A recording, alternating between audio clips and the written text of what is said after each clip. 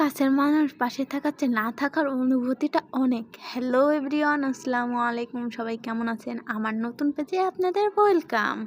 আমার জামাইটা রাতটা পার হলেই সকালে চলে যাবে বগুড়া থেকে ঢাকার উদ্দেশ্যে। তাই এখন আমরা রাতে যাচ্ছি টিকিট কাটার জন্য। টিকিট কাটতে আমরা যাচ্ছি বগুড়া ঠনঠনিয়া বাস স্ট্যান্ডে। এখানে এসে সে টিকিট কাটবে, আর আমার ছেলে তো নেমে একটু ঘোরাঘুরি করতেছে। সে অনেক গাড়ি দেখতেছে, সে খুবই এক্সাইটেড, কারণ তার গাড়ি খুবই পছন্দ। তার বাবা এদিক দিয়ে টিকিট কাটার জন্য রিসেপশনে গেল, আর অমনি সে বাইরে চলে এসে আমাকে বলতেছে, মা গাড়ি গাড়ি। সে অনেক গাড়ি দেখ। আমার ছেলে তো খুবই খুশি হয় যখন তাকে নিয়ে আমরা বাইরে আসি, একটু ঘোরাঘুরি করি। সে খুবই হ্যাপি থাকে। তারপর আমরা এখন চলে যাব একটু ঘোরাঘুরি করার জন্য। ঘোরার জন্য আমরা যাচ্ছি এখন সাতমাথা। বগুড়া সাতমাথা অনেকেই তো এই পরিচিত। বগুড়া সাতমাথাটা আসলে এই জায়গা